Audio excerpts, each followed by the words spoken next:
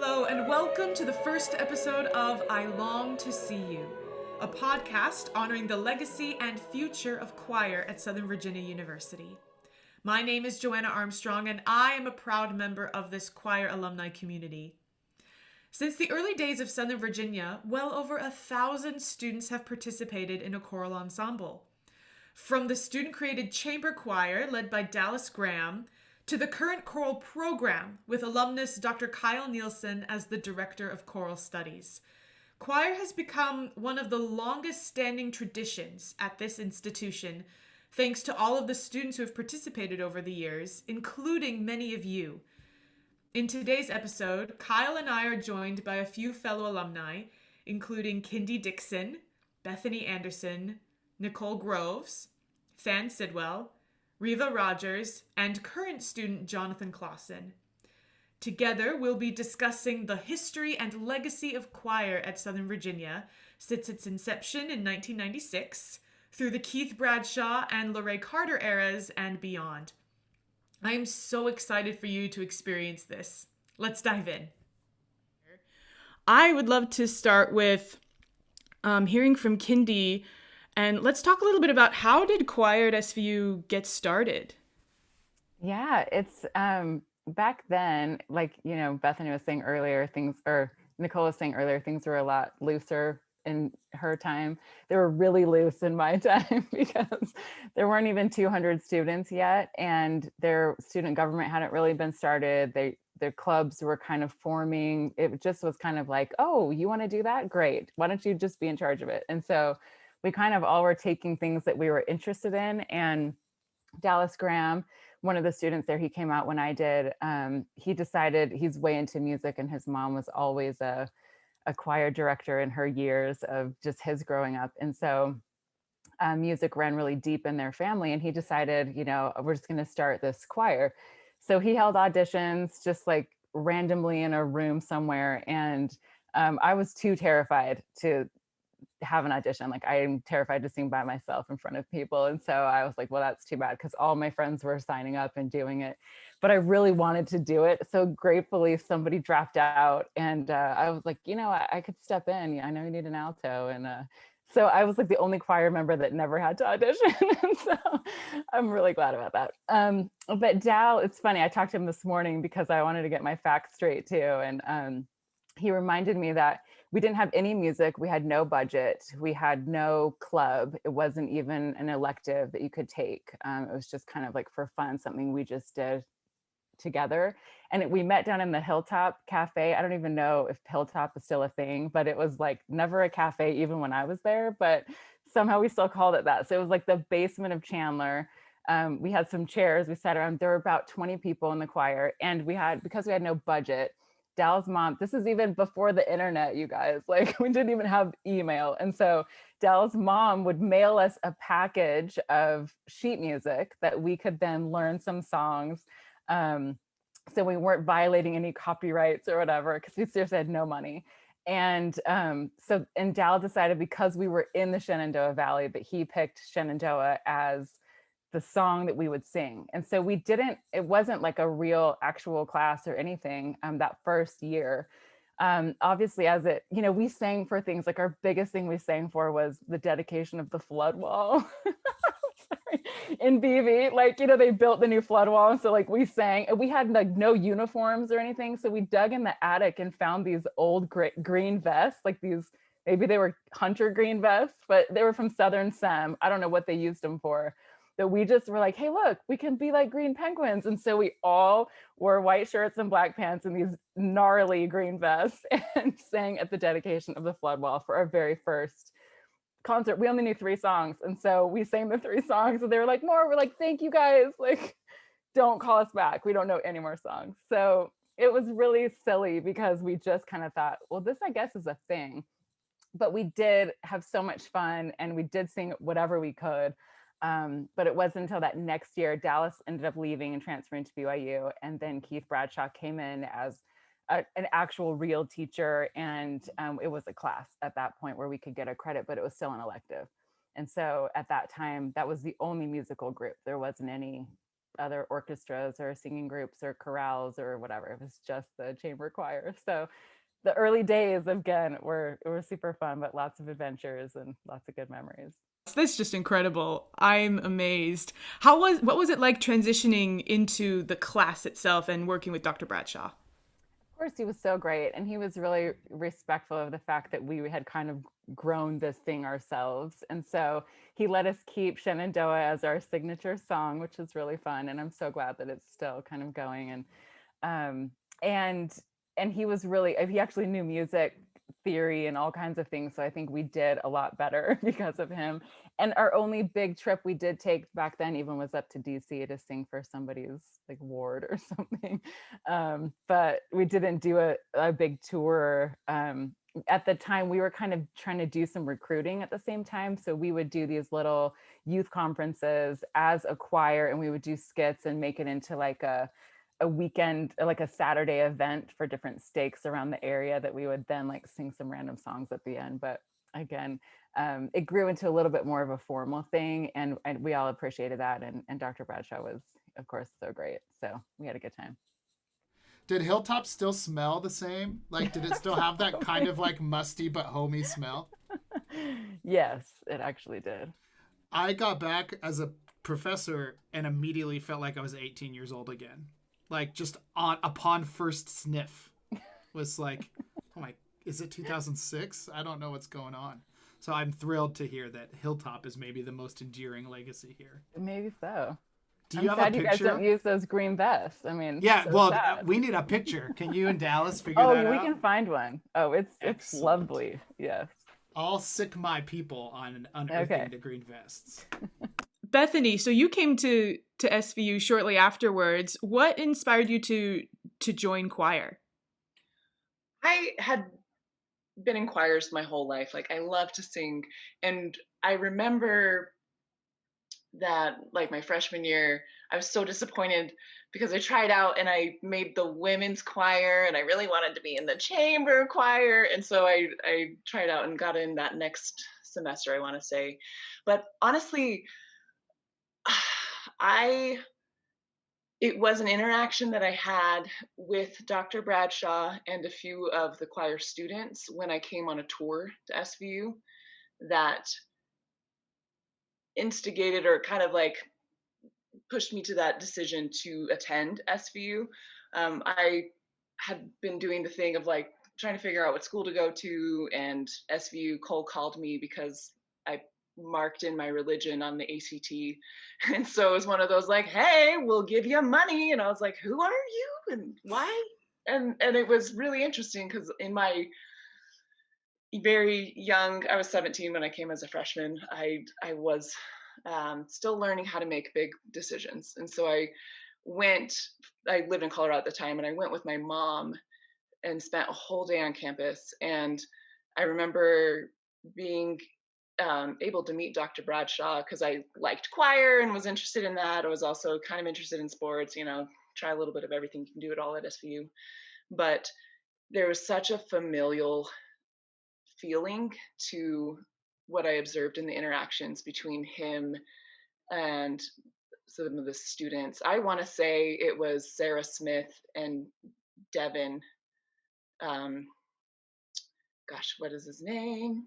Huggins. I want to say it was Sarah Smith and Devin Huggins that were hanging out with Dr. B in his office.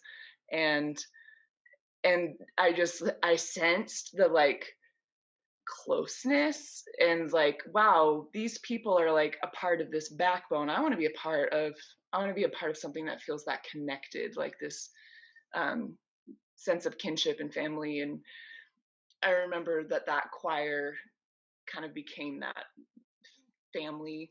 I mean, I had like my roommates and the people that I got close to in that way, but a lot of my friend people were also choir people. And so Dr. B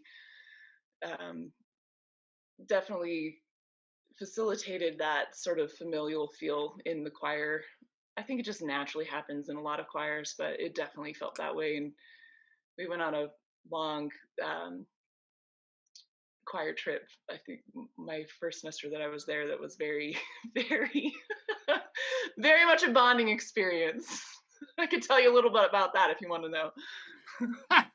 That's the nature of choir trips, certainly. Is this the infamous one I've heard about when you guys went to England, or is that something else? No, this was pre-England. Okay. This was a, like, I don't remember if SVU just had a random Greyhound bus, because that would fit, right? That we would just have a random bus. And Kevin Parks, who I want to say he was an admissions counselor at the time, was possibly the only one that had like a license to drive giant bus. So he got recruited to be our bus driver. And it was like 8 days going up to like Nauvoo and hitting a bunch. I just remember Nauvoo the most. And I remember that we made a song to the tune of one of the pieces that we were performing. And so it was like 8 days on a bus, bus, bus, bus, bus. So that's like why I know the timeline of that. But it was very, oh gosh, it was very interesting in so many ways. So much fun. So much fun. I'm like recalling all the different choir people's faces that were there on that bus. And we did firesides. During one of those firesides, we all just stopped singing because one of the songs was super hard. I think it was like Dr. Bradshaw's dad that arranged this super dissonant, like weird, like we just didn't have it. And so we all just kind of stopped singing. And then he started singing to try to get us to start singing. So there were moments on this trip that were really fun, but I think all being in a bus. That's the nightmare. Right? Like I have a very specific memory in my time in grad school of going from one piece to another and starting and it being in the absolute wrong key and just stopping and walking to the piano and playing the right notes and starting again. And it was like, am I asleep? Like, what is this? So I can only imagine being Dr. Bradshaw at that point. Like, they're stopping. What do I do? It was pretty terrible, I'm sure. So Bethany, you were there certainly when Dr. Carter came to the school with her husband and he was doing the Prelude to Glory lecturing and she was playing for the choir at first, right? And then this is about when Nicole is here as well with accompanist Dr. Carter, and then Dr. Bradshaw goes to Southern Utah. And then we have the most represented group of the four of us, at least, were all here in fall 2006, right? But Than and I were new at that point. Do you, Nicole, want to speak to what that transition was like? Because you were probably a sophomore, right? By the time that when Dr. Bradshaw left? Oh yeah, I was a sophomore. I only had Dr. B for my freshman year. And I grew up pretty close to SVU in Waynesboro, and my family has a really long history with SVU. So I grew up visiting the college from the very beginning. So I kind of, from a community standpoint, saw a lot of the changes and heard about a lot of the changes from my grandparents. And I don't have a lot of memories of my freshman year in choir. Like I grew up a big fish in a little pond, so all the music competitions I could do, I was in and I won most of them. And then I knew I wanted to go to SVU because I visited so much, it felt like home already. And I knew I'd have more performing opportunities at SVU compared to a bigger school. And music was just naturally what I was good at, so that's what I wanted to do. It seemed like the easiest choice for a freshman to do it. And I remember Dr. B pulling me in his office because I think that was the year I had been elected as the choir president. I can't remember if it was sophomore or junior year or both. I don't remember. Anyway, he pulled me in his office and he told me that he was leaving, and he saw the panic rising in me because I'd had such a wonderful experience in choir. My first thought was, oh my gosh, this is all going to fall apart without you. And then he said, oh, don't worry, Dr. Carter's taking over. And I thought, oh, okay, good. We'll be fine. And she was in choir so much as accompanying, and she was so involved with every little part of I mean, all the shows, all the theater performances. She accompanied all of the juries for the vocal students. So it just seemed like a natural, normal, of course, this is what we're going to do. It makes the most sense. Yeah, I can't say much for style because I can't remember Dr. B's style of conducting that much, but my biggest memory of him was February 15th. It was the morning after my husband proposed, and I was in choir, and Courtney Wall was standing next to me in the soprano section, and she noticed my ring, and she screamed, and Dr. B stopped everything, was like, "What's going on?" and kind of let me have my moment, and I explained to him what happened, and we kept going. And at the end of choir, he pulled me aside and did the dad thing and said, "Okay, what's his name? How old is he? What is he studying? Is he a good guy?" And that's my biggest memory was, oh my gosh, he really cares. I'm not just one of the choir kids, I'm one of his kids. And that was really cool. So speaking to that familial thing that started as like cousins at the family reunion getting together to do something, Kindee and her pals, and then Bethany referenced it. Bethany, is that comparison from like the dad thing to the grandma thing in the transition probably about right? Like I think most of us called her grandma more than like Dr. Carter or Sister Carter.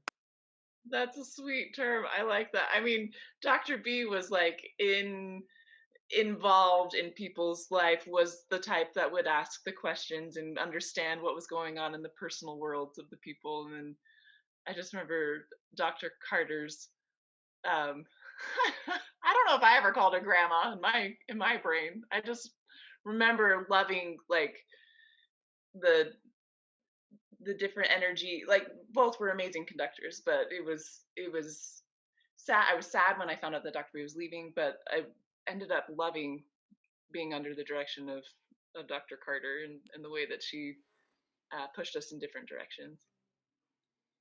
So my biggest memory from that whole period that I'm going to use to transition to Than, because it relates to Leah as well, was fall 2006, the art show. And this is where everybody of a certain age, Kindee probably never experienced this per your singing at the flood wall story, but the art show was a fundraiser the school did for many years that the choir always got bussed, not in a Greyhound, but in a charter bus, up to DC to Fancy Marriott to sing at. And that bus, I have all these pictures still on my social media that were taken by Leah or someone else. And so, Than, you were a return missionary freshman at that point. Nicole and Bethany were like veterans of the choir. What are you walking into, and what are you identifying as like, this is of worth, I want to be a part of this? I had been in a choir in high school, so I knew it wasn't anything that I wanted to do professionally, but I knew that I enjoyed a lot. So so I thought I would check it out, and I don't know if I joined it the first semester or later. Um, yeah, I'm not sure, but I remember just coming in and um, overhearing the music department and just it seeming very uh, interesting. I remember like the first some of those first um, classes that we had, it just being really fun and powerful, and I loved seeing Lorraine, Dr. Lorraine Carter conduct. She was awesome to work under, and to follow her direction. In some ways it felt like this like spiritual experience, like of this just powerful, the choir was so big. I don't know how many people we had at the time, but that was maybe maybe that was the first adjective of just big. Lots of people involved. Um and little short feisty Dr. Lorraine Carter conducting it all, wrangling the beast. And yeah, just wonderful. Love the music that we sang. It seemed like her selection was always just really great. Yeah, and I remember busing to art shows or going to Washington DC for for like the Christmas celebration. I'll share something that might be enjoyable, but actually happens to be like my most embarrassed. Oh, Kyle already knows what's going. Anyway, we sang the song Rio Rio Chiu, and I was doing a solo. And man, I learned that my mind just goes blank. And as much as I practice things, and so I forgot the words completely and felt really mortified and worried that the choir would never sing at the Temple Visitor Center again. I don't know if it did after that or whether it's just, everybody from that choir has a Rio Rio Chiu story, and everybody thinks it was their fault. Like okay. Cindy, now Perkins Kime, has a story. Bethany clearly knows that story. Well, Cindy had a solo right after mine, and mine was such a train wreck. It dominoed on her, and she couldn't remember hers. It was horrible and mortifying. Anyway, really, Cindy just started laughing instead of singing. It was laughing. Like Dan was kind of like splabbies, making up words and like stopping, and then Cindy just about lost it. She was like doubled over, and someone from the Spanish delegation was there. Is one of the ambassadors, the ambassador of Spain. Yeah, that was a whole mood, as the kids would say. Oh man. So, those early on are my favorite memories. The art show. I too, Dan, had a similar experience to you of just being like struck by how big it was. So I came from a mostly theater background, and my high school choir was kind of small and not very good. And I was really struck. I remember every piece we sung on our first concert, and that having such an impact on me, who was just kind of like a disaster Californian 18-year-old with puka shells, as Than, I'm sure, was teasing me about earlier. It was just such a pleasure singing in the choir. I felt like I enjoyed our practices like 3 times more than the performances. That it seems like every time we practiced, I would get goosebumps. In some song or another. It just felt like this wonderful, time for appreciating music and the power of it. That's beautiful. As someone who also got to work with Dr. Carter, I totally agree and relate to your description of her, this like tiny but feisty, powerful woman. And I think it was in those rehearsal experiences that we really got to see and really learn from Dr. Carter, not only musically, but also like life lessons. And she just really helped that huge group of college kids just bond together over music. I loved hearing about her legacy in the past, and definitely affected me as well when I was a student. Kyle, when you were a freshman and a student at SVU, you got really close to Dr. Carter as well. Tell us a little bit about your choir experience. So she and I kept in touch on my mission, which was kind of neat. Wrote the occasional letter, and I got pretty regular correspondence as her husband was falling ill. I remember where I was when I read the letter that her husband had passed away and the impact that was having on her. I came back and knew a few people from before my mission, but she was there, of course, and I got married really fast and decided at that point I wanted to go into music and wanted to go into conducting specifically. And this is the point that Sister Carter and I's relationship really took off, because I came to her and said, I want to go into conducting. I have no idea what to do. The internet all says I need all this experience that I don't know how to get. And she said, well, why don't you write up a program, as she would say, a program that the students can do some conducting in the choirs. And I said, okay, and worked with my buddy Nate Pence on writing this program. And it was at the same time that Dr. Gingrich was leaving SVU and the faculty position wasn't being filled. So rather than Lorraine taking over the women's choir, we submitted the program, and then Provost Edwards approved it. And she had us conduct Bella Voce. And Nate and I did that for 2 years. And my senior year, we did a little bit of conducting of then what was then renamed at that point concert chorale, because a chamber choir it was not. So that led to me spending a lot of hours in her office and just going through the journey of figuring out what it means to be a conductor. And it's a lot of those things that I still treasure to this day. I went to years and years of school after that, of course, to learn all like repertoire and technique and all those things. But finding my like soul and my heart and my empathy in a way that I was comfortable like broadcasting to the people in front of me is something I can draw back immediately to Dr. Carter. So that was the beginning of the internship. That is what it's known now. I know when I left, I think there was a Justin Bowes and a David Riska and a Jessica West and a Cameron Stoddard and a weaving line to Reva, I think, from there. But I missed Reva, but was privileged to sing with freshman Joanna Armstrong in concert chorale and conduct Joanna. So our paths and the Luray train cross at that point, your freshman year as well. Absolutely. I was going to say, I, as this little freshman, was thrilled to be a part of this huge choir. I didn't really have a very large choir program at my high school. So to be part of this huge group and to sing under Dr. Carter and under Kyle's direction, he was just so fun and charismatic and really passionate about the music that we were working on. So that was definitely a memorable experience for me. Reva, when you came to SVU, you participated in the choral internship program as well. Tell us about how the internship changed during your time at SVU. So it didn't really change too much while I was there. It was very much similar to the way it was implemented when Kyle and Nate were doing it.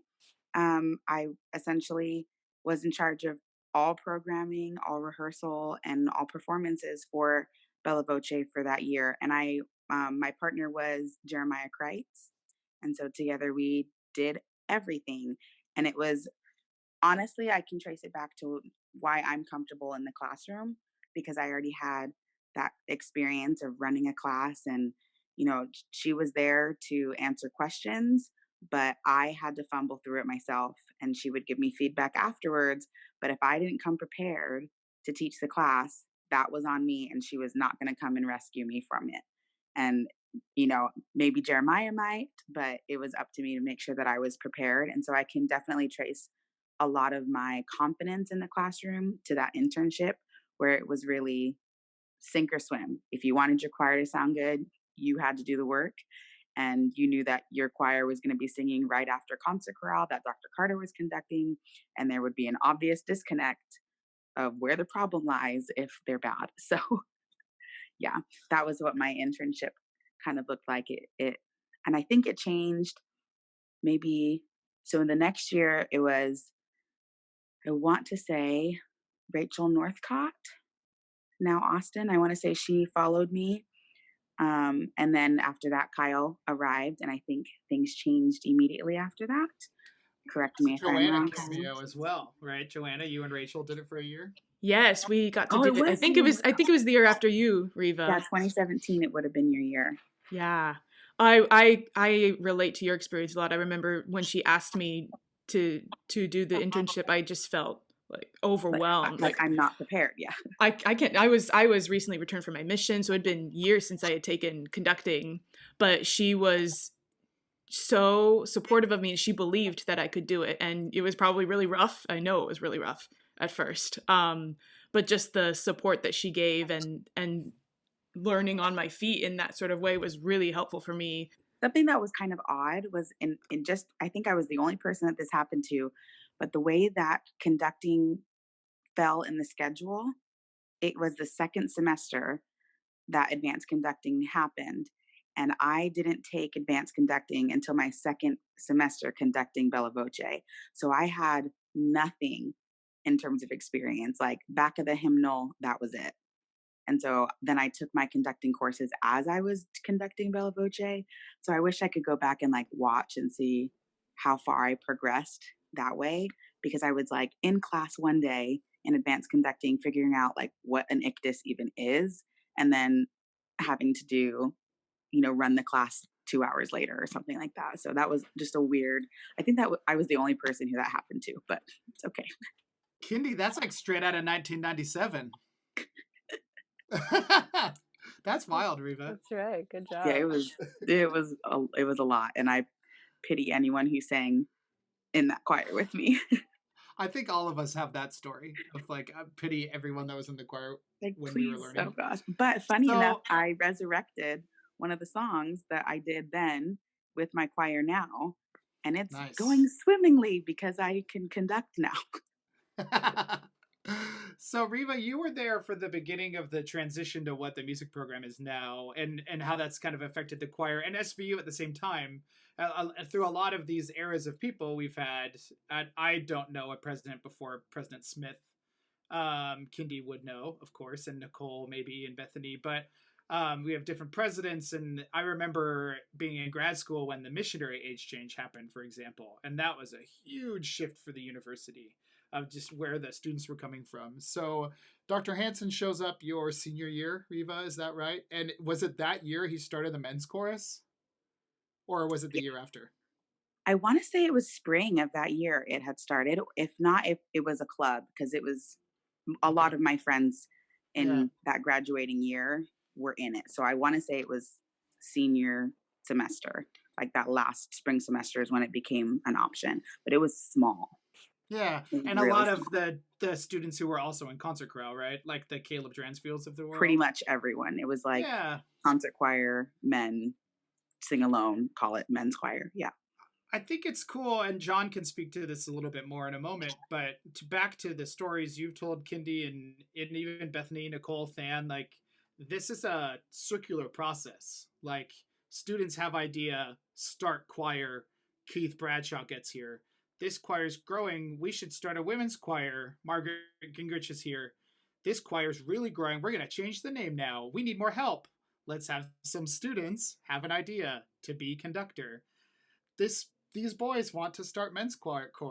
Eric Hansen gets here, starts men's choir, right? So one of the things, and we'll come back around briefly to talk about some of the things that, as you've heard the progression outside of your era, is what's stayed the same. But John, you got here my first semester. We started at the same time. I like picked you off in a field your freshman year because we knew a similar person. So you have like the school was green when you applied and red when you came, and the choir director had changed, and so you've seen the kind of the beginning of this new thing with a full choral program. So what's been your take on that as you're now the latest intern in the choral program? Sure. So when I came out to an open house, one of the first people I ran into was Lorraine Carter, who invited me to a choir rehearsal. And I remember, going, and everything was so collegial and wonderful. They were preparing for, the big Spring Pops concert. And I knew several people in the choir because they were high school friends. And when I walked into concert chorale on that first day, my freshman year, so obviously going to that rehearsal had worked.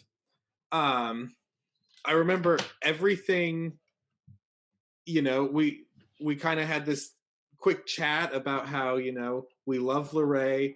Obviously, Dr. Nielsen, Lorraine had a strong impact on your life, but watching the program really kind of come into its own, diversify, and become something that, even though it's not quite the same, is truly an excellent experience and has been the highlight of my time at Southern Virginia University, has been very rewarding for me, as well as for many of my peers. And I'm sure it's been very rewarding for the faculty to see it grow exponentially over the last 4 years.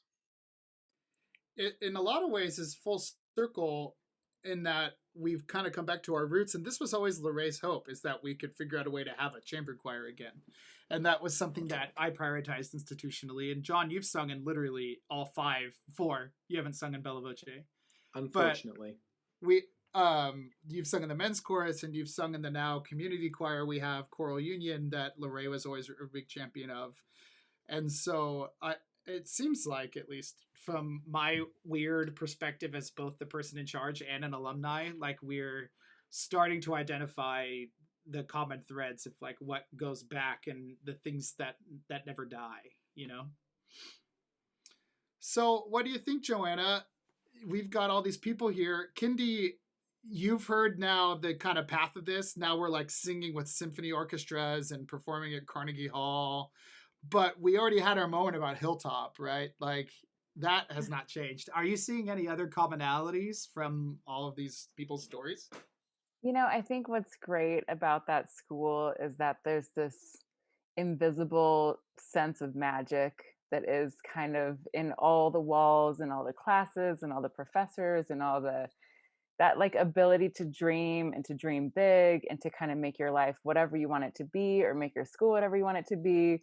Like even all these 25 years later for me, like when I was just there as a student, and I was there my last 2 years, of college, after my mission. But to see that like that thing, even for us with like 180 students, that's now what, 1,200 students or something, has the same bones. It has the same magic. It has that same sentiment that we all felt and still feel for the school of, if you really dream it, you can do it. And I think that's translated.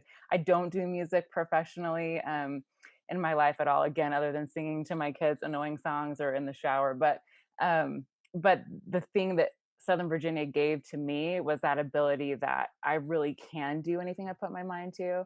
And so to see that that's like permeating, even not just in music, but I think in all of our lives, that to me is the whole point of, I think, why the school even started, was to give all of us that opportunity to just really like find that magic space to grow into. So it makes me just like really happy as kind of the grandma of this call, to just like see that it's still working and like it's still magical, and that makes me really happy.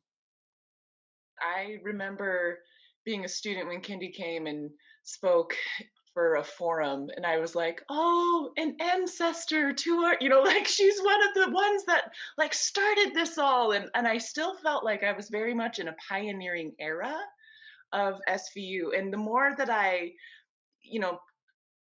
take a pulse and check in with people that are still over there in that community, the more that I am like, wow, it really is so special that I got to come to a small fledgling school. I think there was like 400 students when I got there in 2002. So I thought that I knew everyone. I probably did, except for the off-campus people that just didn't associate with freshmen because they were only wanting to, they had lives or they had their friends already, whatever. But I had the chance to be so intricately involved in a community where things weren't just given to you on a silver platter. It was almost like there was a fridge full of ingredients, and it was kind of like, well, there's the ingredients, make the food. And it was very foundational and very formative for me to become more of a grassroots sort of person, to be like, oh, I see a need.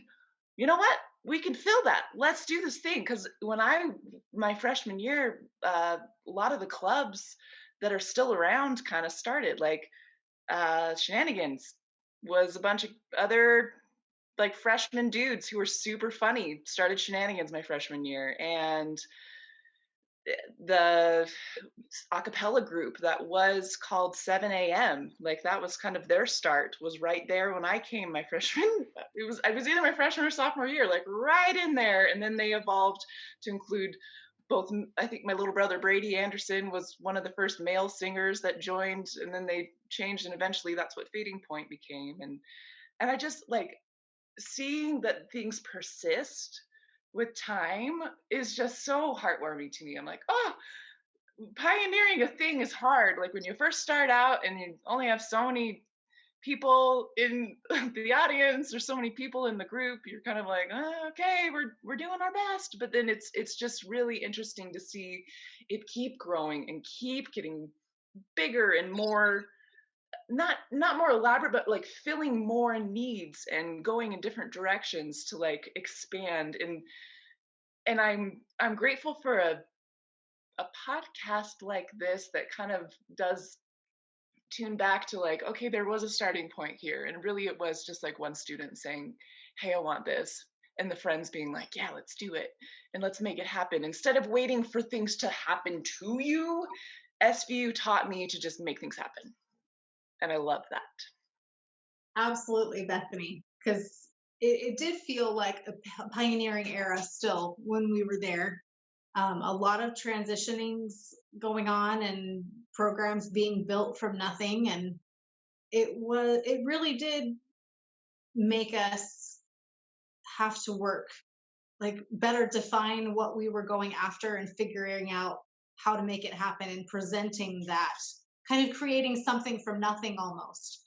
And I was one of the privileged few to work with Kyle his freshman year at SVU and before his mission, and to see him off on his mission. And I was so excited when Dr. Carter called me and told me she was going to retire, and she told me that Kyle would be taking over for her. And I couldn't think of a better person and a more easy transition, just like Dr. B to Dr. Carter. It just made perfect sense. And Cindy Perkins was also there and was really close to Kyle too before his mission. And we kind of made a pact, because she lived in Tennessee and I lived in Virginia, that we'd show up at Kyle's first concert to kind of surprise him and support him. And he didn't know we were coming. He didn't know we were there. And of course, they called all the alumni up to come sing Shenandoah, and she and I got in our usual soprano spots. And Kyle didn't see us until after he started conducting, and just, it was such a surreal moment.